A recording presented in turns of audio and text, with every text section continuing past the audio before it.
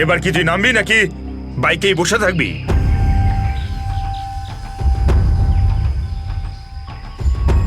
একটু ভদ্রভাবে কথা বলুন। যে মানুষ ভদ্রলোকের মতো কাজ করে না তার সাথে আমিও ভদ্রভাবে কথা বলি না, বুঝলি? এটা কি করেছেন? মহিলাদের মতন শাড়ি পরিয়েছেন? আরে তাতে আমি কি করব? তোর যে বস আছে সে তোকে এই রূপেই দেখতে চেয়েছে। আমার কোনো বস নেই, আমি হলাম সবার বস। আচ্ছা,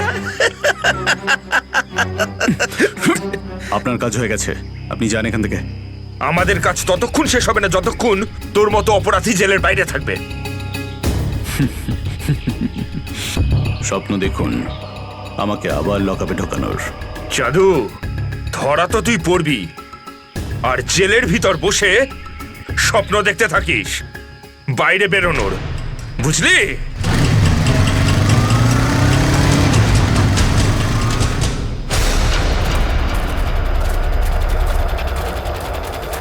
সবাই দেখো তো একটু আশেপাশে। হ্যাঁ স্যার।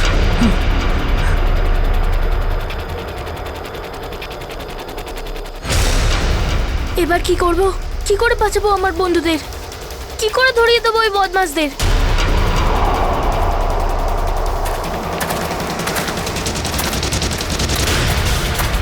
মনে হয় বদমাশ আঙ্কেলগুলো আসছে। এবার কি করব?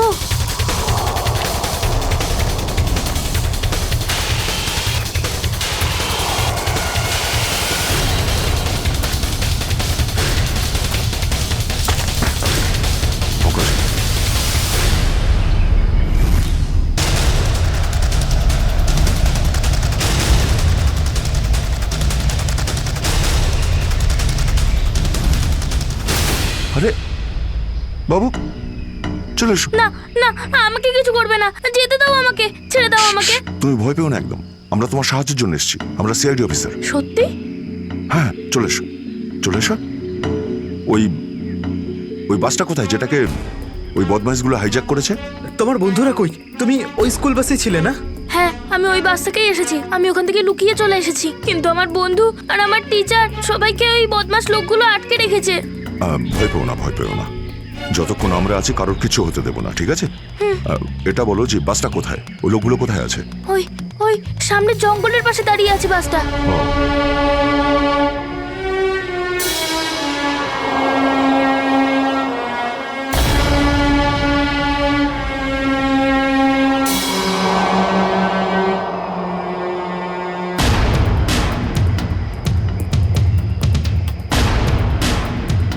এখানে তো কেউ নেই, তাহলে এখানে ডাকলো কেন আমায়?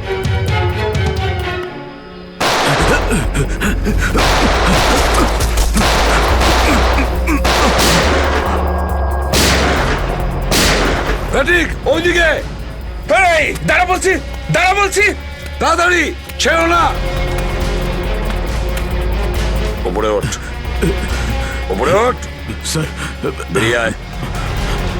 Sir, sir, ma'am, please please please please please sir, কিছু করবেন না স্যার। স্যার, স্যার, বল এই পুরো চক্রান্তটা কি? হ্যাঁ, স্যার। তোর লোক তোকে কেন মারতে চাইছে? বল স্যার, আমি জানি না এখানে কি হয়েছে স্যার, সত্যি আমি কিছু জানি না। চুপ, নাটক বন্ধ কর। সত্যি স্যার জানি না। তোকে মেরে ফেললেও না আমার কোনো আফসোস হবে না, কিন্তু বাচ্চাদের আমার চাই। কোথায় বাচ্চাগুলো? বল তাড়াতাড়ি, বল তাড়াতাড়ি। না হলে স্যার আমি জানি না, আই সোয়ার এখানে অনেক শত্রু আছে আমার, কিন্তু এটা কোন গ্রুপের কাজ আমি জানি না স্যার, আই সোয়ার ম্যাম। তোমার লোক হাইজ্যাক করেছিল না বাসটাকে? ম্যাম আমি সেটা কি করে জানবো, আমি তো জেলে ছিলাম। একটা কথা শুনে রাখ সেরা, ওই বাচ্চাদের যদি একটুও কোনো ক্ষতি হয় না তাহলে আমি তোকে জ্যান্ত কবর দেব, জ্যান্ত। সিআইডি ইন্সপেক্টর দয়া, চল চল, পালা এখান থেকে, পালা পালা পালা পালা পালা।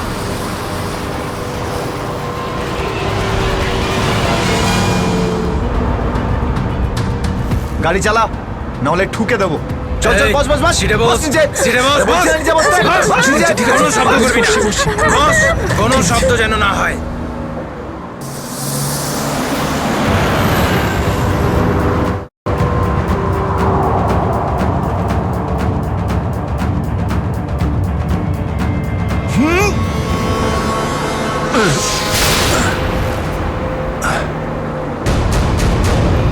এই দেখ দেখ দেখ কি হচ্ছে ওপরে, দেখ। এ তুই গাড়ি চালা। এই শব্দ করবি না।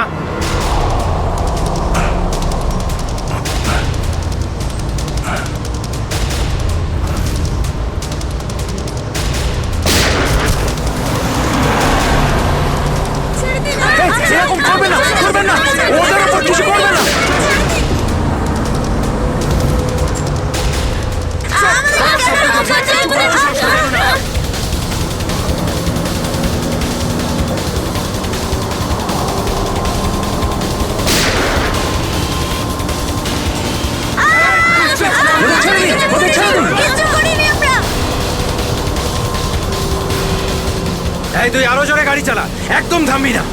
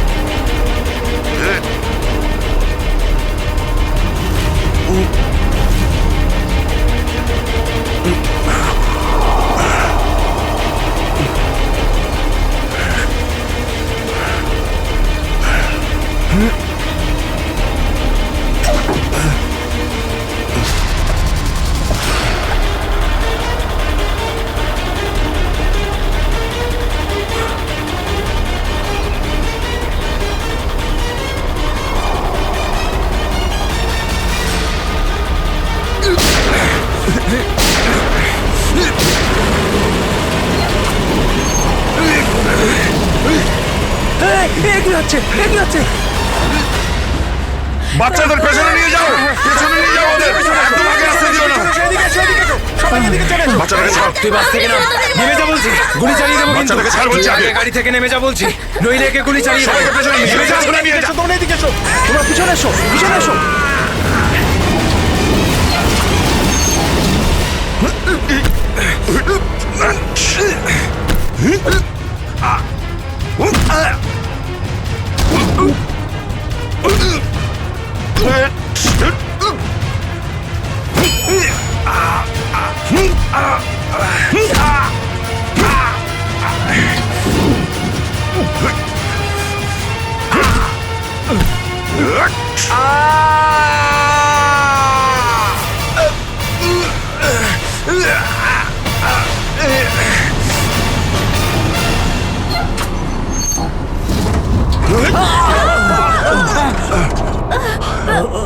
বাচ্চাদেরকে পেছনে নিয়ে যাও, পেছনে যাও, পেছনে সবাই পেছনে যাও, পিছনে এসো, বাচ্চাদেরকে পেছনে নিয়ে যাও। সাবধানে এসো, তোমরা সবাই পিছনের দিকে যাও।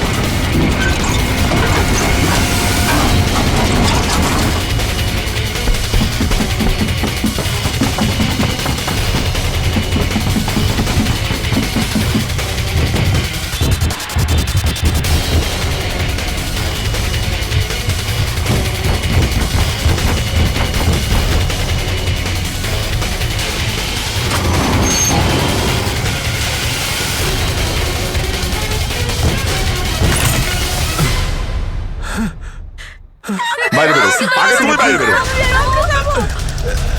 চলো।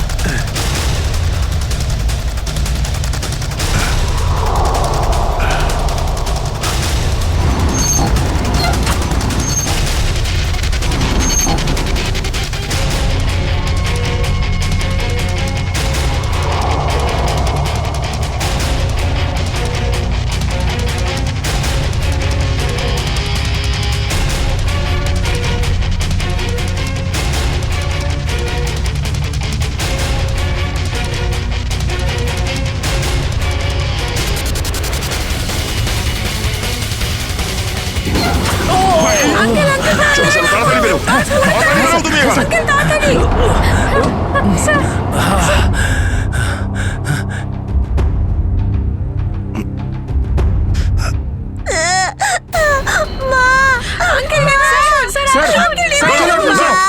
বাচ্চা ভেতরে আছে। এক মিনিট। এখান থেকে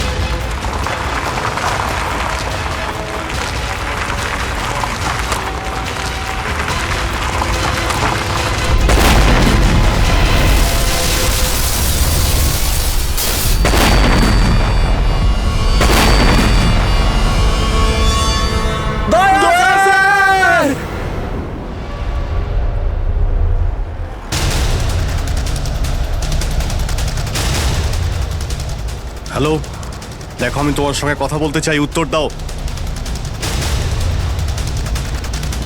কিছুই তো বুঝতে পারছি না আমি।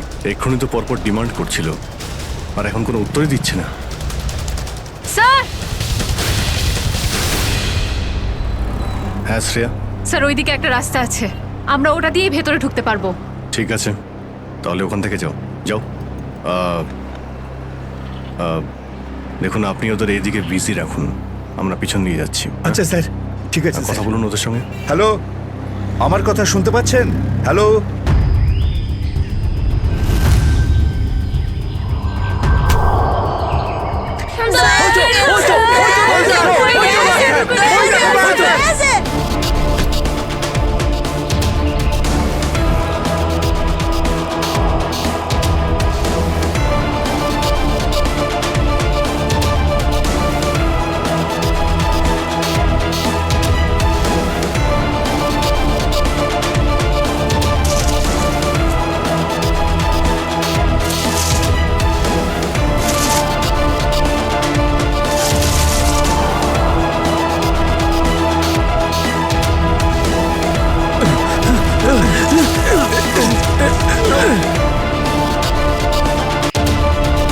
এই নিন স্যার, ধরে নিন।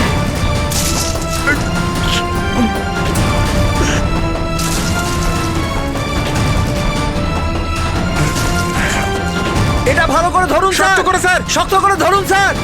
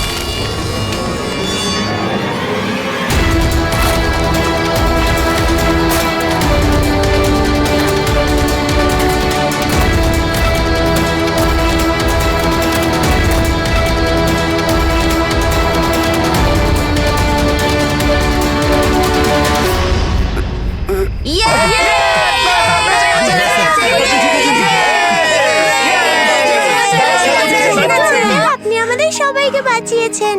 থ্যাংক ইউ তো আমার তোমাদের সবাইকে বলা উচিত। Thank you so much.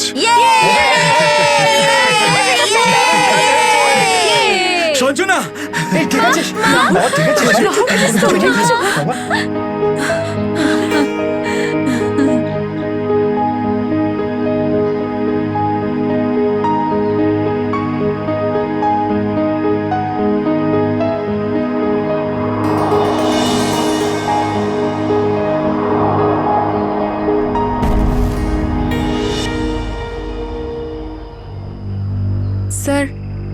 আজ শুধুমাত্র আপনাদের জন্যই আমরা আমাদের সন্তানদের ফিরে পেয়েছি। আপনাদের অনেক অনেক ধন্যবাদ। এই সবগুলো বাচ্চাই ভীষণ বুদ্ধিমান আর ভীষণ সাহসী। এদের জন্যে আমার জীবনও বেঁচে গেছে। সঞ্জু, সঞ্জু কোথায়?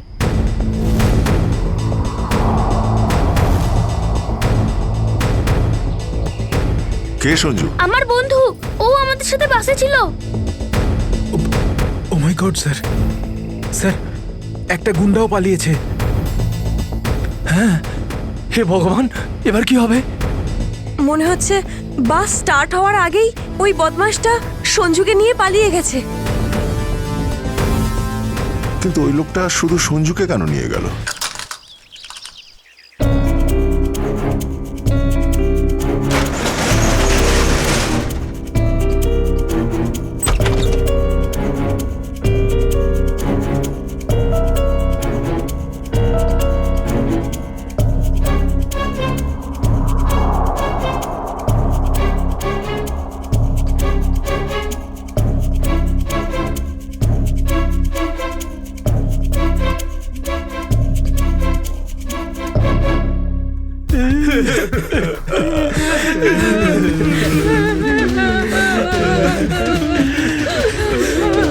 গাড়িগুলোকে তো কোথাও দেখতে পাচ্ছি না।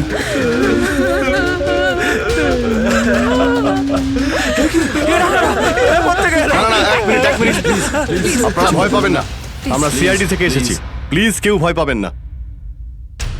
এই গুন্ডারা কোথায় গেল? হ্যাঁ,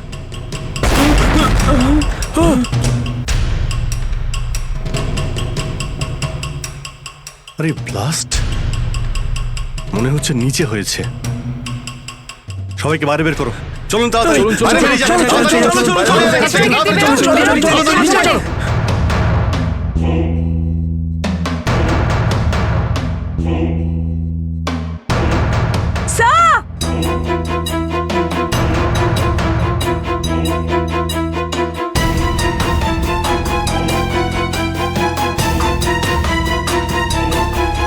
এত বড় গর্ত!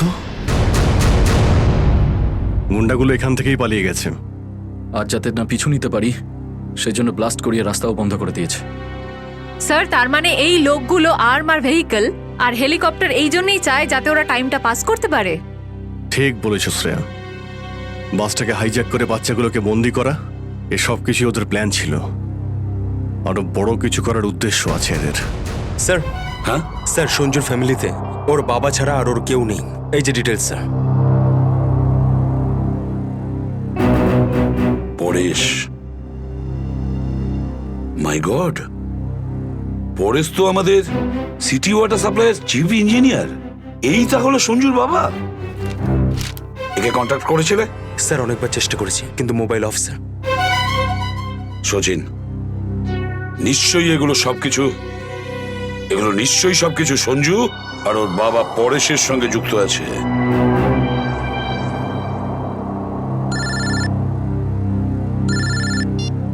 হ্যাঁ সচিন,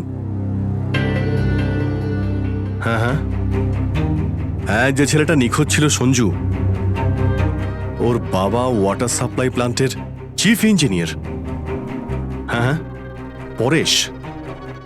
ওকে ওকে ওকে ওকে ওকে ওকে, হ্যাঁ ঠিক আছে ঠিক আছে ঠিক আছে। কই দেখাও তো ওয়াটার সাপ্লাই প্ল্যান্ট। এ তো মলের একেবারে কাছেই। তাড়াতাড়ি চলো ওখানে।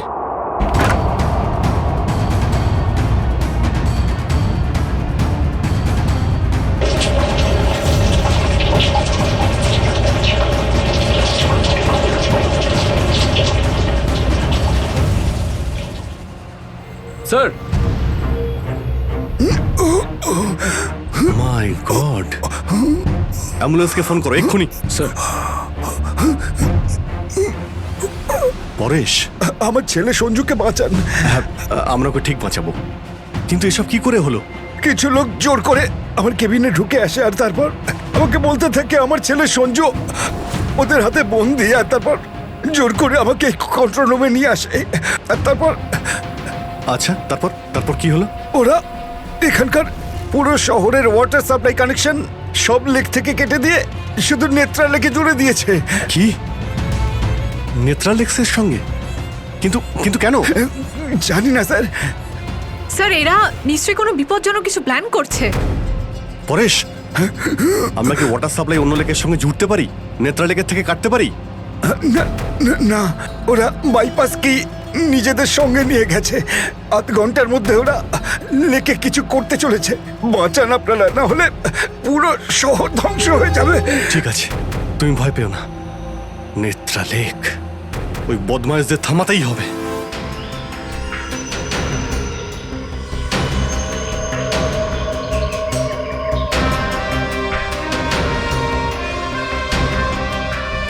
দয়া, নিশ্চয়ই ওই বদমাইশরা জলের ভেতরে এমন কিছু লাগিয়েছে যে যা থেকে বড় কোনো বিপদ ঘটতে পারে। স্যার এরকম জল খেলে তো লোকেরা অসুস্থ হয়ে পড়বে। হ্যাঁ দয়া, দেখো তো জলে নেমে একটু দেখো তো। স্যার। হ্যাঁ, সাবধানে। স্যার। হ্যাঁ, সাবধানে ফেডরিক।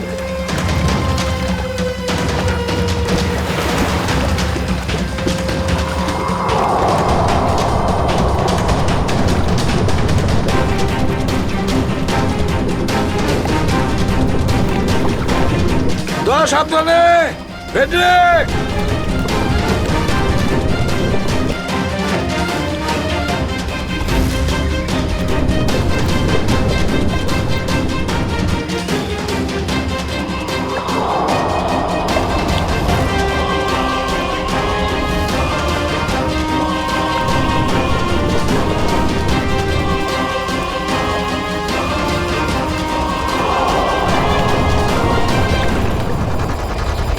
অনেকক্ষণ হয়ে গেল, এখনো ওরা জলের ভেতরে রয়েছে।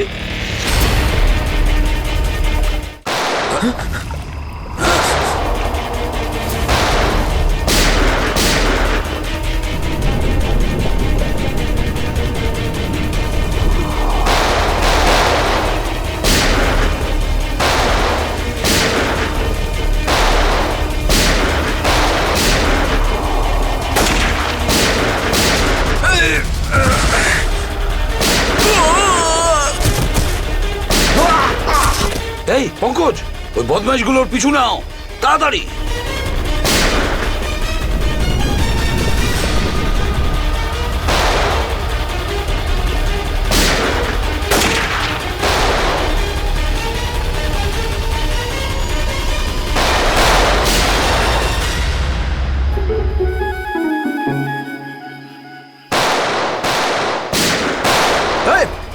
ব্যাস, অনেক চালিয়েছিস গুলি, চল।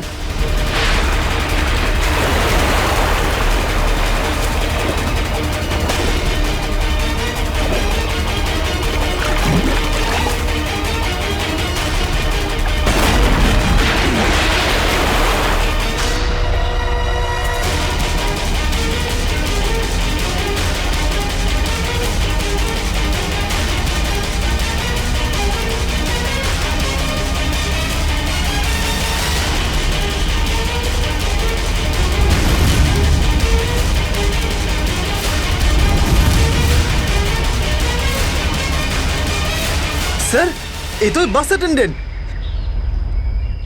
কেন এসব তুই করেছিস বল? এই শহরটাকে ধ্বংস করার জন্য আমাকে অনেক টাকা দিয়েছিল, আর সেটার সবচেয়ে সহজ পদ্ধতি হলো ওয়াটার সাপ্লাই সিস্টেমকে বিষাক্ত করে দেওয়া। তো তুই ওই বাসে এই কারণেই উঠেছিলিস যে তুই জানতিস যে সঞ্জুর বাবা ওয়াটার সাপ্লাই প্ল্যান্টের ইঞ্জিনিয়ার। হ্যাঁ হ্যাঁ, ওকে দুর্বল করার জন্য সঞ্জুকে কিডন্যাপ করাটা দরকার ছিল। সঞ্জু কোথায়? সঞ্জু কোথায় বল? ওই গাড়িতে আটকে রেখেছি। রবি, সঞ্জুকে নিয়ে এসো। স্যার আর তোমরা এই শহরকে ধ্বংস করতে এসেছিলে? মিটে গেছে, মিটে গেছে এই শহরকে ধ্বংস করার স্বপ্ন।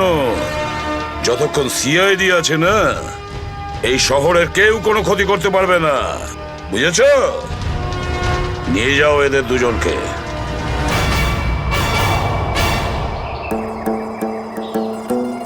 আঙ্কেল, এই যে সঞ্জু, এবার তোমাকে কেউ কোনো ক্ষতি করতে পারবে না, আমরা আছি না?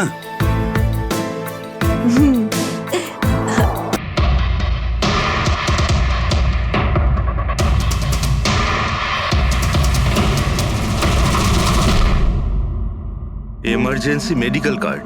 এনার আমন্ড আর শেলফিশে অ্যালার্জি আছে।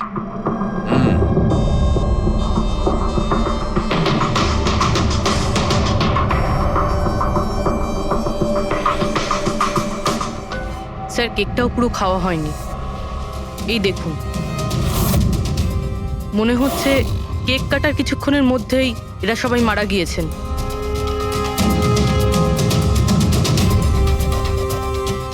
হাতাহাতির কোনো চিহ্নই নেই, সোজা গুলি করেছে।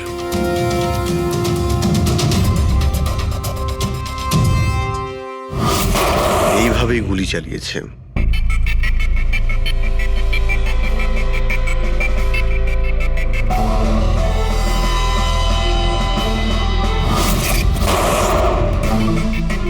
আরেকটা লাশ কোথায়? ভেতরে আছে স্যার।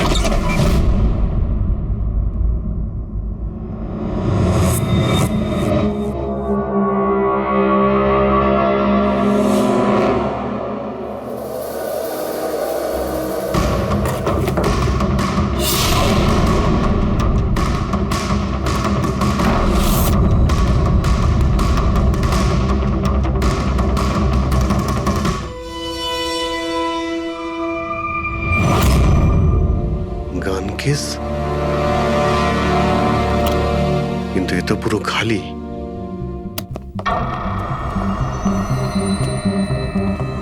তবে স্যার, এই ঘটনা ঘটেছে কতক্ষণ হয়েছে? এই 4 জনের মৃত্যুই কালকে দুপুর 2টো থেকে 4টের মধ্যে হয়েছে। এরা কে কিছু জানতে পারলে?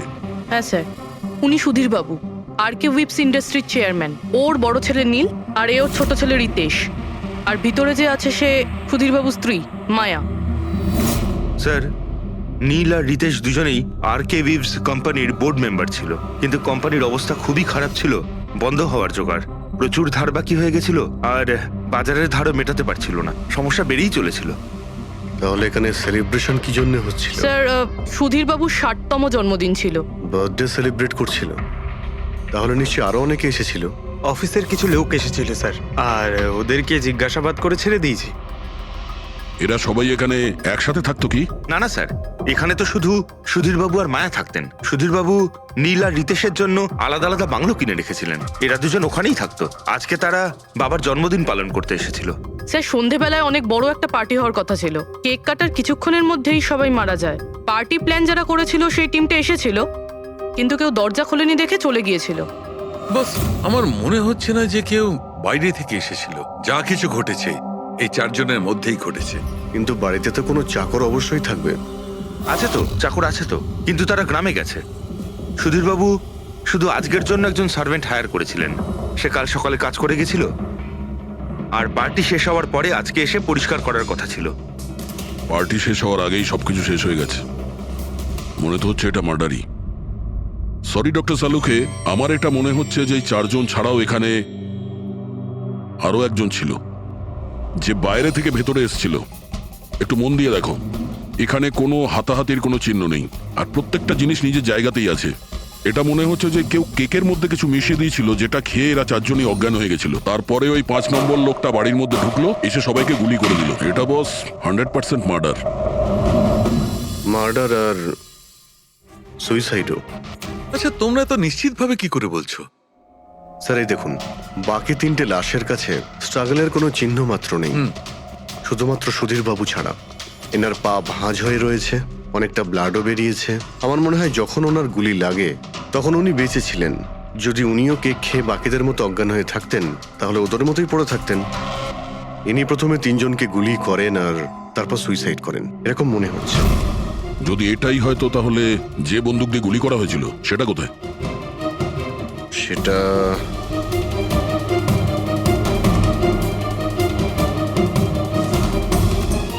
এখানে গুলি লেগেছিল মানে মাথাতে। সুধীর বাবু যদি এইভাবে গুলি চালান তো এইভাবেই হয়তো পড়েছেন, আর তখনই হাত থেকে বন্দুকটা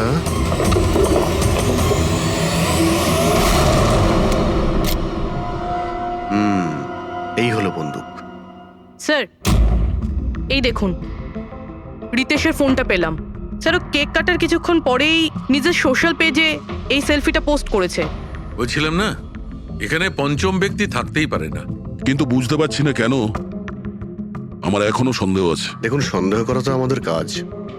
একটা কাজ করে যতগুলো এভিডেন্স আছে, যতগুলো জিনিস আছে, সব বিউরোতে নিয়ে যাই, দেখি এসিপি স্যার কি বলেন। গোলমাল মনে হচ্ছে।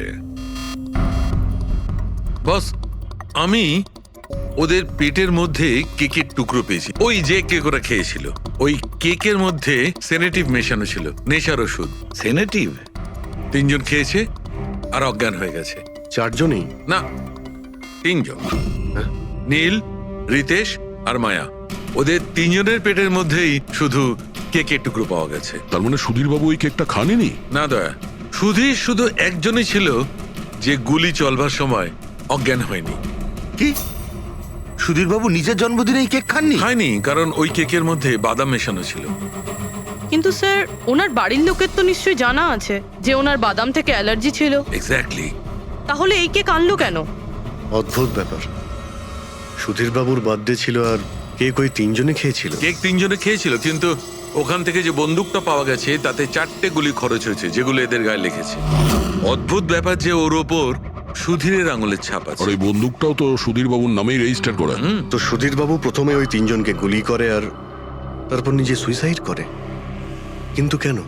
ঝামেলা এড়ানোর জন্য। ব্যবসা ডুবে যাচ্ছে, ধার দেনা বেড়ে যাচ্ছে, এই জন্য নিজের সঙ্গে পুরো ফ্যামিলিটাকেই মেরে ফেলে। আর কি কারণ হতে পারে? হ্যাঁ স্যার, তাই তো মনে হচ্ছে। সুধীর বাবু ইচ্ছে করেই ওই বাদামওয়ালা কেক নিয়ে এসেছিল যাতে ওনাকে না খেতে হয়, আর উনি সেনেটিভ মিশিয়ে ওই কেকটা সবাইকে খাইয়ে দেন। আর অজ্ঞান হওয়ার পরে তাদের মেরে ফেলে নিজেও আত্মহত্যা করেন। রবি, ওই রিতেশ যেটা ফটো আপলোড করেছিল না নেটে, সেটা একটু খোলো তো। কটার সময় তুলেছিল এই ফটোটা? স্যার 2:05 আর আপলোড করেছিল? স্যার 2:07। সালুকে একটা কথা বলো, কেক খাওয়ার কতক্ষণ পরে ওরা অজ্ঞান হয়েছিল? 20 থেকে 25 মিনিট। মানে 2:30 না 2:35? আমার মনে হয় ওরা সবাই ওই সময়ই মারা গিয়েছিল, 2:30 থেকে 2:45-এর মধ্যে। মানে সবকিছু ঘটেছে ওই 40 মিনিটের ভেতরেই। 1 মিনিট, ওই দেখো, ওই ছায়াটা কার? ওই শ্যাডো? এই 4 জন তো এখানে দাঁড়িয়েছিল, তাহলে ছায়া ওখানে গেল কি করে? সেটা ওখানে গিয়েই দেখতে হবে। এই শ্যাডোটা কার ছিল? 2:04।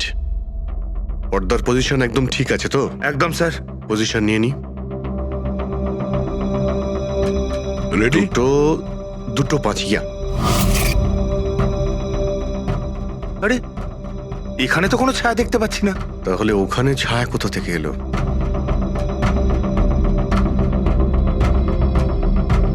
রোদটা এই দিক থেকেই আসছে। পুরবি, তুমি ওইখানটা গিয়ে দাঁড়াও তো। ইয়া, ব্যাস।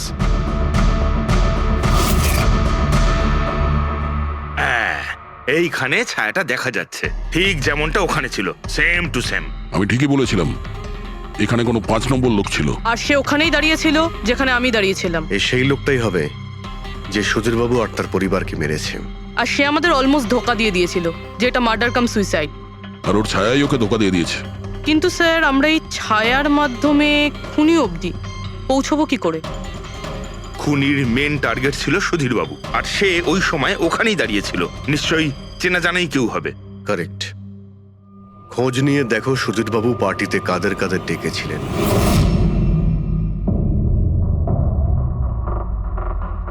স্যার, আমি পড়ি।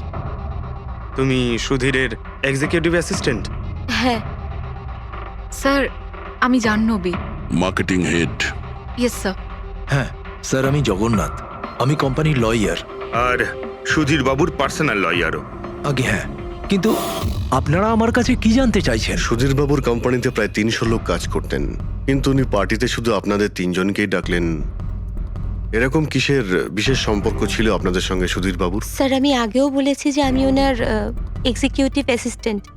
তো একজন এক্সিকিউটিভ অফিসারের সঙ্গে এতটা পার্সোনাল রিলেশনশিপ? স্যার, আমি ওনার শুধু কাজই না, বরং ওনার পার্সোনাল লাইফও ম্যানেজ করতাম। আই মিন পার্সোনাল আর প্রফেশনাল দুটোই।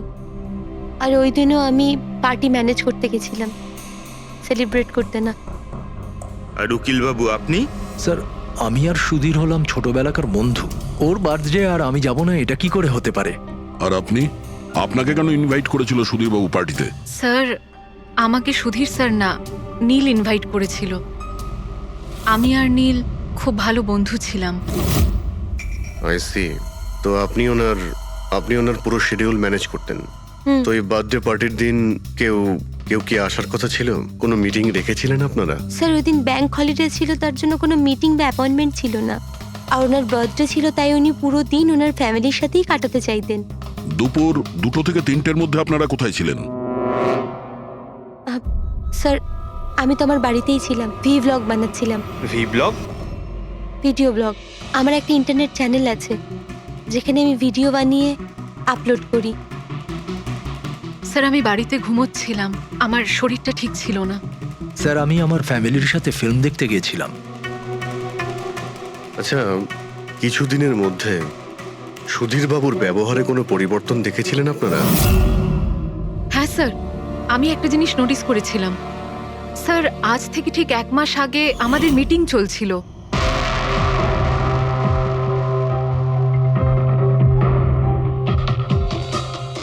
স্যার কি ব্যাপার, ভেতরে এসো। ঠিক আছে, তুমি যাও।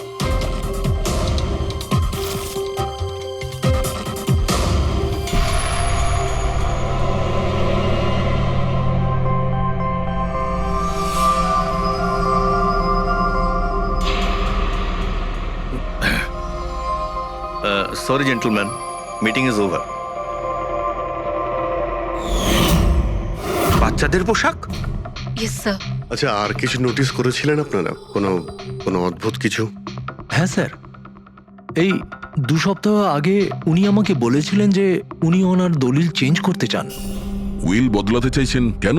জানি না স্যার, ওনার দলিলে 3 জন মানুষের নাম ছিল, একজন ওনার স্ত্রী মায়া আর 2 জন ওনার ছেলে। কিন্তু উনি চতুর্থ একজনের নাম জুড়তে চাইছিলেন, অ্যাড করতে চাইছিলেন। কি নাম ছিল ওই চতুর্থ জনের? ওনার নাম তো উনি বলেননি। আপনি কি উইলটা বদলেছিলেন? আসলে আমি পেপার সব তৈরি করে দিয়েছিলাম, ব্যাস নাম ভরে ওতে সুধীরকে সই করতে হতো। জানি না কি হলো, হঠাৎ নিজের বার্থডের কিছুদিন আগে ও আমাকে বলল যে দলিল বদলাতে চায় না, ওই পুরনো দলিলটাই থাকবে। ঠিক আছে, এই চতুর্থ ব্যক্তি আবার কোথা থেকে এলো যার নাম সুধীরবাবু নিজের উইলে ইনক্লুড করতে চেয়েছিলেন? সুধীরজির মৃত্যুর এই চতুর্থ জনের সঙ্গে কোনো কানেকশন থাকতে পারে। আমার তো এটাই কিছুতে মাথায় ঢুকছে না। বাচ্চাদের পোশাক কেউ কাউকে কেন পাঠাতে যাবে? বাচ্চাদের জামা কাপড় পাঠানো হয়েছিল, তাহলে ওই এনভেলপটা কোথায় গেল? সুধীরবাবুর রুমটা তো আমরা ভালো করে চেক করেছি, ওখানে তো কিছুই পাইনি আমরা। বাড়িতে নয় তো অফিসে?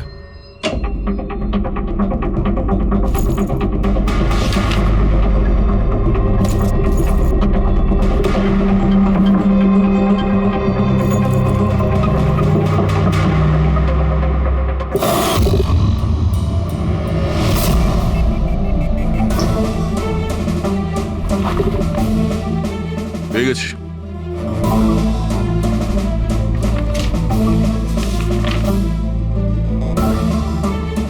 আরে এতে তো দেখছি কোনো পোস্টাল স্ট্যাম্প বা যে পাঠিয়েছে তার নামই নেই। তাহলে পার্সেল এখানে পৌঁছলো কি করে? মনে হচ্ছে এই এনভেলপটা সোজা কেউ কোম্পানির পোস্ট বক্সে ঢেলে দিয়েছিল।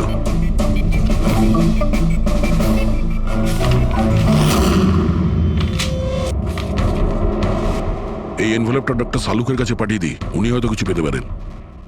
ঠিক আছে। আচ্ছা, এই জাহ্নবী বলছিল যে এই পার্সেলটা দেখে মিস্টার সুধীর একদম চমকে গিয়েছিলেন। হতে পারে কোনো পুরনো স্মৃতি জেগে উঠেছিল। আর তারপর উনি কাউকে কলও করেছিলেন হয়তো। আগের মাসের কল ডিটেলস সুধীরবাবুরটা দেখি এই এনভেলপ পাওয়ার পরে সুধীরবাবু সবার আগে কাকে ফোন করেছিলেন? সুধীরের ফোন এসেছিল অনেক বছর বাদে। কি কথা হয়েছিল আপনাদের দুজনের? খুব রেগেছিল যে আমি ওকে কেন এনভেলপটা পাঠিয়েছিলাম, কিন্তু আমি তো ওকে এনভেলপ পাঠাইনি। কিন্তু কোনো কারণ তো ছিল যাতে সুধীরবাবু আপনাকে সন্দেহ করেন। হ্যাঁ নিশ্চয়ই, ওই এনভেলপে বাচ্চার জামা ছিল। ওর মনে হয়েছিল ওটা সেই জামাটাই যেটা আমি আর সুধীর আমাদের সন্তানের জন্য কিনেছিলাম। আমাদের বাচ্চার জন্যে আমার আর সুধীরের সন্তান। 30 বছর আগে আমি আরকে ওয়েবস কোম্পানিতে অ্যাকাউন্ট ডিপার্টমেন্টে কাজ করতাম। সুধীরের বাবা সেটার মালিক ছিল। ওখানেই সুধীর আর আমার সম্পর্ক হয়েছিল। আর কিছু বোঝার আগেই আমি বুঝতে পারি যে আমি সুধীরের সন্তানের মা হতে চলেছি। তো আপনাদের দুজনের বিয়ে হয়নি? না, হয়নি। সুধীর তো কথা দিয়েছিল, কিন্তু ওর প্যারেন্টস রাজি হয়নি, কারণ আমি ওদের স্টেটাসে ছিলাম না। ওনারা তো সুধীরের বিয়ে অনেক বড়লোক বাড়িতে আর সেম স্টেটাসে করতে চেয়েছিলেন। তারপরে ওর প্যারেন্টস আর ফ্যামিলি খুব চেষ্টা করেছিল ওকে, আমাকে, এমনকি আমার ফ্যামিলিকেও বোঝানোর জন্য যে আমি বাচ্চাটাকে নষ্ট করে দিই। আমিও ঠিক করেছিলাম যে যাই হয়ে যাক আমি আমার সন্তানকে জন্ম দেবই। 15ই মার্চ 1990 সালে আমার সন্তান এই পৃথিবীতে এসেছিল, কিন্তু সেই রাতেই ও মারা গিয়েছিল। যে বাচ্চাটাকে কোলে নিয়ে আদর করছিলাম, ছোট ছোট জামা কাপড় পরাচ্ছিলাম, কিচ্ছু করতে পারিনি আমি। আমি ভেবেছিলাম যে এরকম সময় তো সুধীর আমার পাশে থাকবে, আমাকে সাপোর্ট করবে, কিন্তু ও তো এর আগেই আমার সাথে কথা বলাটাও বন্ধ করে দিয়েছিল। আর ওই মাসেই ও মায়াকে বিয়েও করেছিল। তো সেই জন্যই আপনি আজ অব্দি বিয়ে করেননি আর এখানে একাই থাকেন? হ্যাঁ।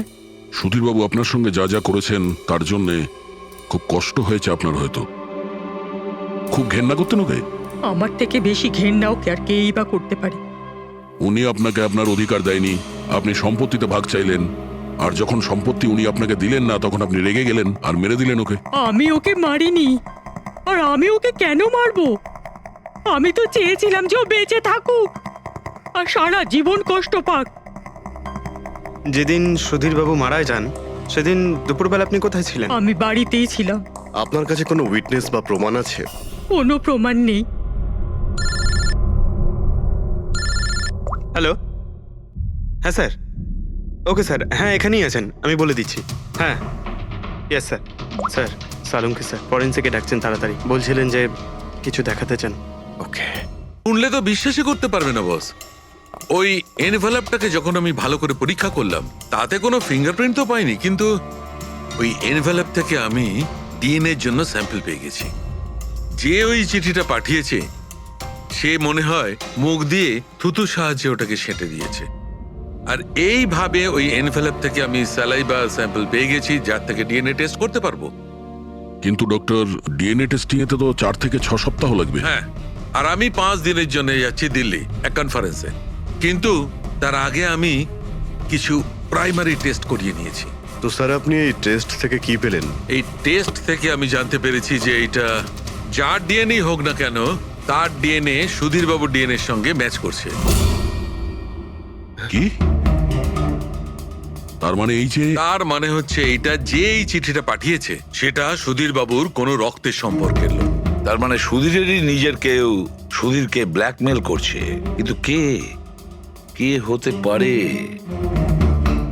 স্যার, অদিতির পেটে যে বাচ্চাটা ছিল সেটা তো মরা অবস্থায় জন্মেছিল। হ্যাঁ, আর রইল বাকি সুধীর বাবুর 2 ছেলে নীল আর রিতেশ।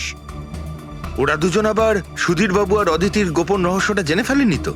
হতে পারে তার জন্যই ব্ল্যাকমেল করছিলেন, বাচ্চাগুলোর পোশাক পাঠিয়ে। আচ্ছা স্যার, ওই যে বাচ্চাদের পোশাক পেয়েছিলাম ওগুলো কি সত্যি পুরনো নাকি ময়লা টয়লা করে পুরনো দেখানোর চেষ্টা করা হয়েছে? আমি ওগুলোকে স্পেশালাইজড ল্যাবে পাঠিয়ে দিয়েছি চেক করার জন্য, তাড়াতাড়ি জানা যাবে।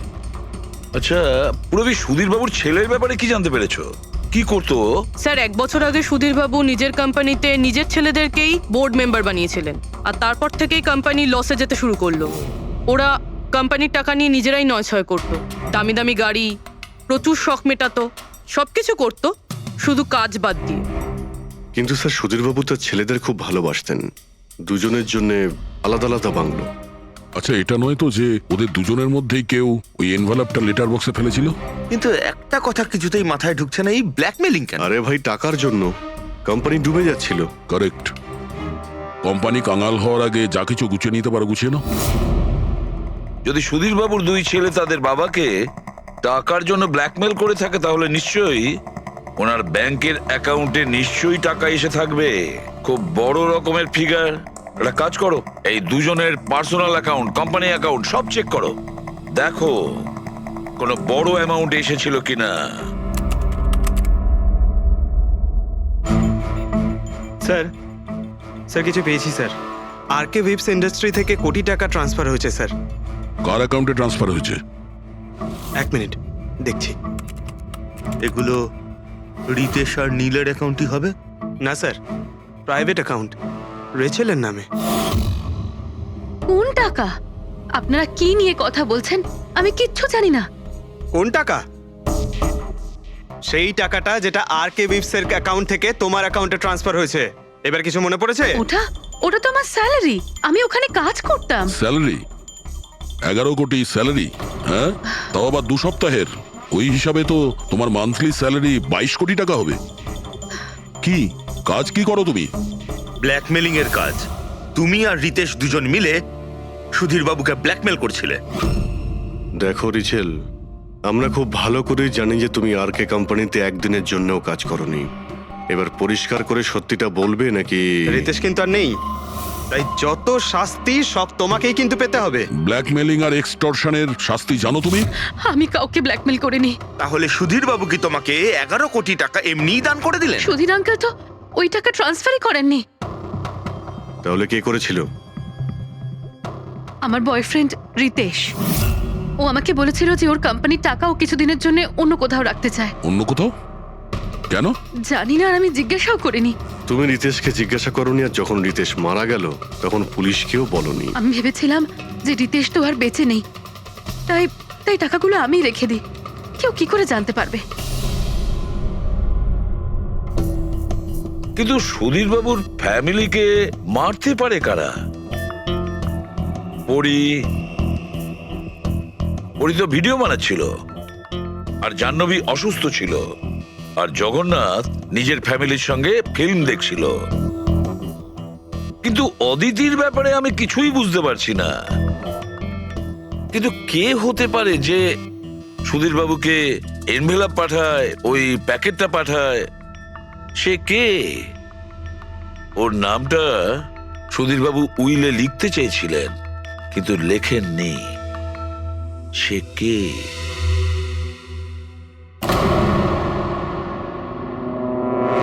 প্রেমের দ্বিতীয় কেকটা কোথা থেকে আসলো? হ্যাঁ স্যার, এখানে দুটো কেক। সেটাই তো, যখন বার্থডে ছিল সুধীর বাবু তার নিজের ফ্যামিলির সঙ্গে, ছোট কেকটা কেন কাটতে যাবে যেখানে এত বড় কেকটা রয়েছে এর সামনে? স্যার, যাতে ও রাতে পার্টিতে বড় কেক খেতে পারে। আরে ভাই, সুধীর বাবু কি 18 বছরের বাচ্চা ছিল নাকি যে নিজের বার্থডেতে দুটো কেকের অর্ডার দেবে? স্যার, হতে পারে এই কেকটা ওনাকে কেউ গিফট করেছে, এই বাদামওয়ালা কেক। সেটা তো বক্সে নিয়ে আসবে, আর তার উপরে কেক শপের নামটাও লেখা থাকবে। না স্যার, ওখানে তো আমরা কোনো বক্স পাইনি। ছিল না? হতে পারে কেউ এই কেকটা বাড়িতে বানিয়েছে, সেই জন্যই আমরা ওখানে বক্স পাইনি। কিন্তু এই আমন্ড দেওয়া কেক পাঠালোটাকে? স্যার, হ্যাঁ স্যার, আমি জাহ্নবীর সোশ্যাল প্রোফাইল চেক করছিলাম। স্যার, এখানে ওর অনেক ছবি আছে যেখানে ও কেক আর পেস্ট্রি বেক করছিল। বেকিং ও খুব পছন্দ করে। হ্যাঁ, আমি বেকিং পছন্দ করি, তাতে কি? তো কিছু না, তুমি বাদামওয়ালা কেক বানিয়েছিলে না সুধীর বাবুর জন্য? আমি যখন জানি যে ওনার বাদামে অ্যালার্জি, তাহলে আমি ওনার জন্য বাদাম কেক কেন বানাবো? কারণ তুমি চাইছিলে যে উনি কেকটা না খান, যদি খেতে অজ্ঞান হয়ে যেত না। আর তুমি চাইতে যখন তুমি ওকে মারবে তখন যেন ওর জ্ঞান থাকে, কষ্ট পায় তোমার সামনে, প্রাণ ভিক্ষা করে, তাই না? আরে আমি সুধীর আঙ্কেলকে কেন মারবো? তুমি কেকের মধ্যে সেনেটিভ মেশাওনি রিতেশ, নীল আর মায়াকে মারার জন্য? আপনারা এইসব কি বলছেন বলুন তো? ব্যাস ব্যাস, অনেক হয়েছে। তুমি বলেছিলে না যে ওই দিন তুমি অসুস্থ ছিলে আর বাড়িতেই ছিলে? কোথাও তুমি যাওনি। তুমি পার্টিতে কিভাবে গিয়েছিলে কিনা পার্টিতে? আমি সত্যি 2-3টে পর্যন্ত ঘুমিয়েছিলাম। তারপর ঘুম থেকে ওঠার পর আমার মনে হলো যে আমি একটু বেটার ফিল করছি, আর তাই আমি পার্টিতে চলে যাই। এতে আমার কি অন্যায়? তুমি যদি রাত 2টা থেকে 3টে অবধি সত্যিই ঘুমিয়েছিলে, তাহলে 2:30টার সময় যখন সুধীর বাবু মারা যান তখন তোমার মোবাইল ওনার ঘরের সামনে গেল কি করে?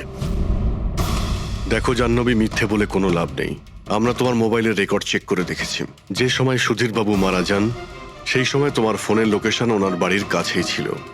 এবার সত্যি বলবে নাকি আরো টাইম ওয়েস্ট করতে চাও? আমি আর নীল একে অপরকে ভালোবাসতাম। আমরা ভেবেছিলাম যে নীলের বাবার বার্থডে আমাদের কাছে একটা ভালো সুযোগ ছিল ওনাকে আমাদের ব্যাপারটা বলার। আর সেই জন্যই আমি ওখানে যাই।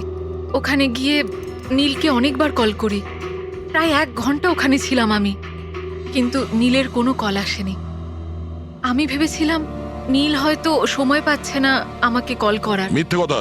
তোমার মনে হয়েছিল নীল তোমাকে ঠকাচ্ছে, সেই কারণে তুমি ওকে আর ওর পুরো ফ্যামিলিকে মেরে দিয়েছো। এই আপনারা কি বলছেন বলুন তো? আমি বেকিং করতে ভালোবাসি, তার মানে তো এটা নয় যে খুনটা আমি করেছি। ইন্টারনেটে রেসিপি দেখে তো যে কেউ কেক বানিয়ে ফেলতে পারে। কেক বানানো কি এমন কঠিন কাজ? আর রিতেশের গার্লফ্রেন্ড রেচেল, ও তো বেকিং করে। আপনারা ওকে কি কেন কিছু জিজ্ঞেস করছেন না? সবাইকে জিজ্ঞেস করবো আমরা। ডাকো সবাইকে। ভীষণ ইন্টারেস্টিং কেস এটা। এরকম খুব কম হয় যে এতজনের কাছে একটা লোকের প্রাণ নেওয়ার জন্য সুযোগও আছে আর মোটিভও আছে। আপনারা আবার? আরে স্যার, আমি কেন মারবো ওনাকে? আপনি নীলকে বিয়ে করতে চেয়েছিলেন, ওর ফ্যামিলির লোকেরা রাজি হয়নি। এ তো খুব বড় একটা কারণ খুন করার। আর সুধীর বাবুর ফ্যামিলির জন্য আত্মমর্যাদা, সোশ্যাল স্ট্যাটাস অনেক গুরুত্বপূর্ণ ব্যাপার ছিল।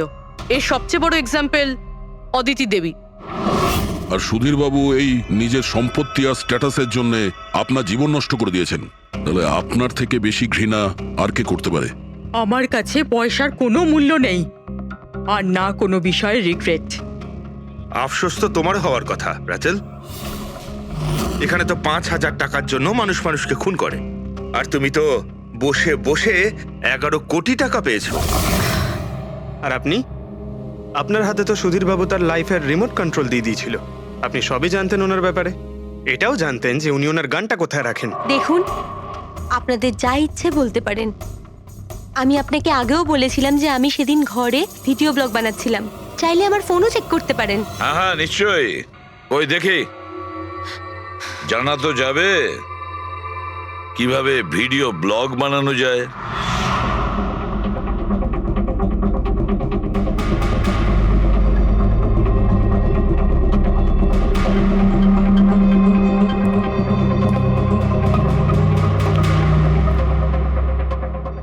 স্যার, এখন আপনি বিশ্বাস করেছেন তো যে সেদিন আমি নিজের ঘরে DIY ভিডিও বানাচ্ছিলাম? DIY তার মানে? Do it yourself. স্যার, আমি প্রত্যেকদিন নিজের ইন্টারনেট চ্যানেলে মানুষদের দৈনন্দিন কাজের ইজি পদ্ধতি দেখাই। Do it yourself. স্যার, হ্যাঁ, নিউজ পেপারটা দেখুন, ডেটটা ওই একই। হ্যাঁ সেটাই তো আছে। মানে ভিডিও ওই দিনই শুট করা হয়েছিল। স্যার, হ্যাঁ পুরবি। স্যার আমি মেমোরি কার্ডের ডেট আর টাইম চেক করেছি। এই ভিডিওটা ওই দিনই তৈরি করেছিল, 2টো থেকে 4টের মধ্যে। আচ্ছা, আর স্যার, ওরির মোবাইল লোকেশন ক্রস চেক করেছিলাম আমরা, তাতে দেখলাম ও সেদিন বাড়িতেই ছিল। পুরবি একটা কাজ করো, এই 4 জন লেডিসকে আলাদা ঘরে বসাও। স্যার, হুম, চলো।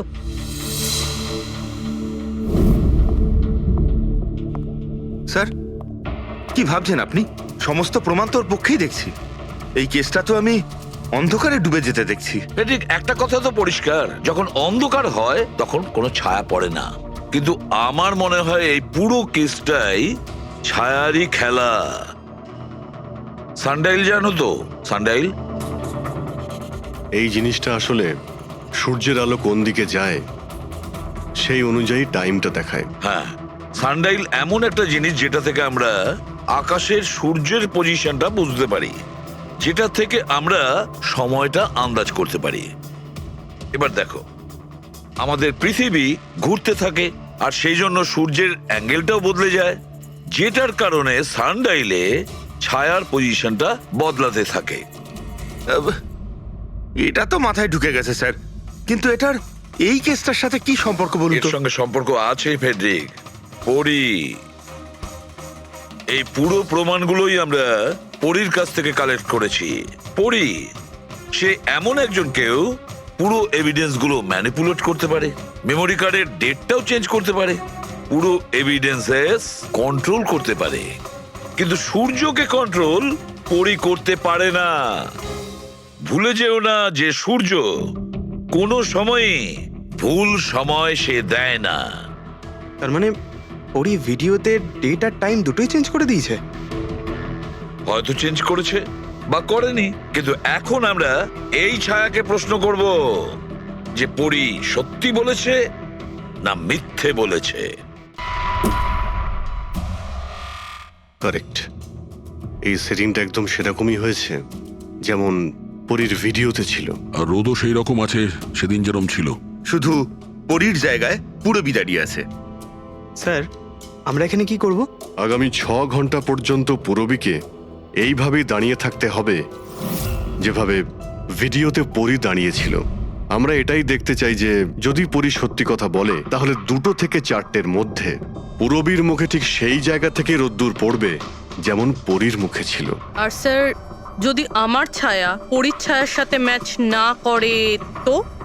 তো দেখতে হবে। ক্যামেরা অন করো।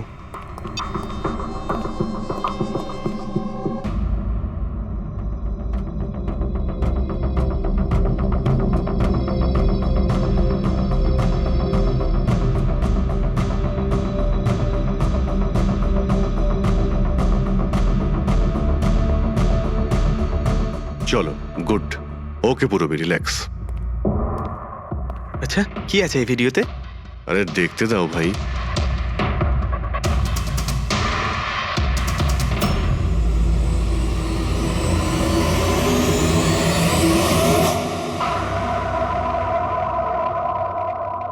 তো সকাল 11টা থেকে 1টার মধ্যে তুমি ওই ভিডিওটা রেকর্ড করেছিলে।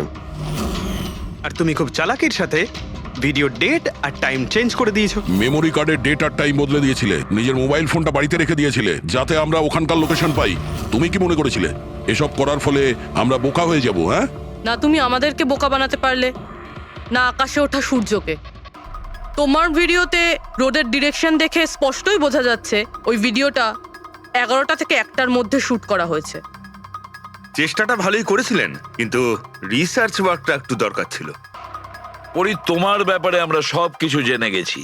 পড়ি, আমাদের হয়তো ম্যাক্সিমাম 4 সপ্তাহ সময় লাগবে তোমার ডিএনএ টেস্ট করে এটা প্রমাণ করতে যে তুমি সুধীর বাবুর মেয়ে, কিন্তু তাতে সত্যিটা বদলে যাবে না।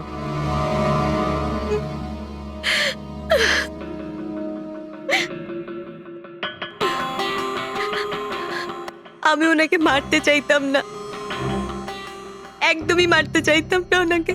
আমি তো শুধু এইটুকু চাইতাম যে উনি আমাকে স্বীকার করুক। ছোট থেকে এখনো অবধি আমি অনাথ আশ্রমে বড় হয়েছি, তার জন্য একটা ফ্যামিলি চাইতাম আমি। তুমি সুধীর বাবুর ব্যাপারে জানতে পারলে কিভাবে? ওই আমার ছোটবেলার জামা কাপড়ের জন্য। ওই জামা কাপড়ে হসপিটালের কার্ড ছিল, উনি ওটা বের করতে ভুলে গেছিলেন। ওই কার্ডে বাবার নাম্বারও ছিল।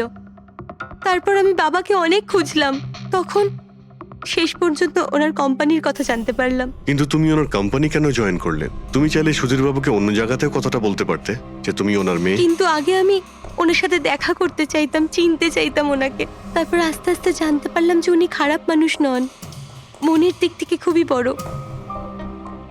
তখন আমি ভাবলাম যে হয়তো ওই সময় ওনার অবস্থা খুব খারাপ ছিল, তাই অনাথ আশ্রমে দিয়েছিল আমাকে। কিন্তু এখন তো ওনার খুব ভালো অবস্থা, এখন তো উনি আমায় আপন করতে পারতেন।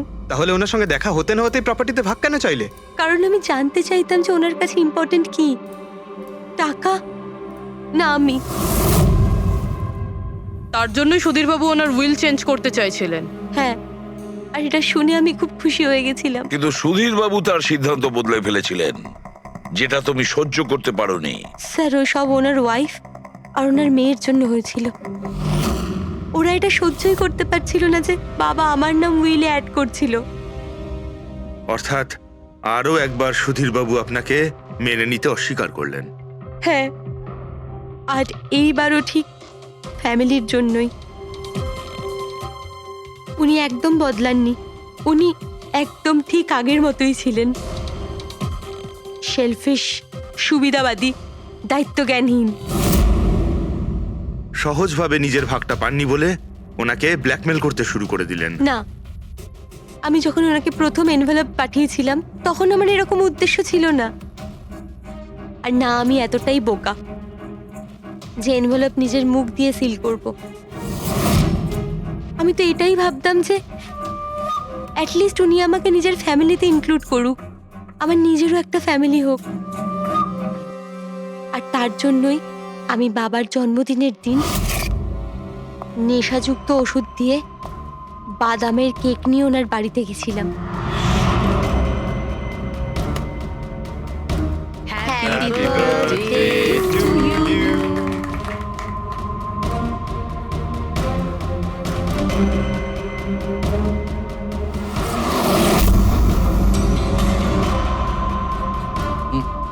আমার অ্যালার্জি আছে।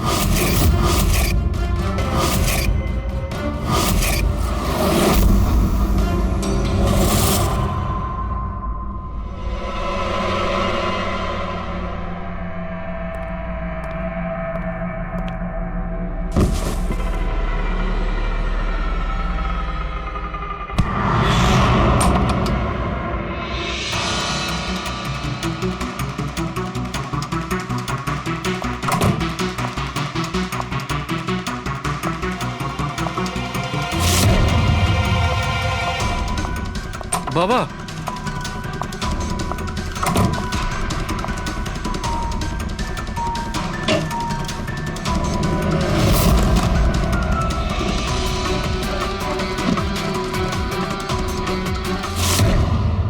তুমি সুধীরবাবুর পুরো ফ্যামিলিকে মারতে চেয়েছিলে না? তোমার লক্ষ্য পূরণ হয়েছে। এবার তোমার সঙ্গে ওনার ফ্যামিলির লাস্ট মেম্বারও শেষ হয়ে যাবে।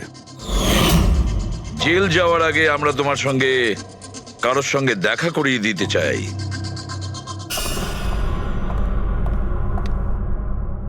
ইনি অদিতি দেবী, তোমার মা। মা, আপনাকে মিথ্যে বলা হয়েছিল যে আপনার সন্তান মৃত জন্ম নিয়েছিল।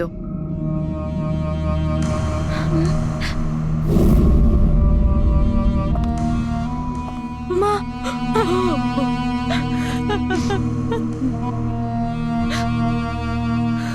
ওর এই সুধীর বাবু আর তার ফ্যামিলিকে শেষ করে দিয়েছে। আমরা দুঃখিত, আপনারা দুজন আবার বিচ্ছিন্ন হয়ে যাচ্ছেন।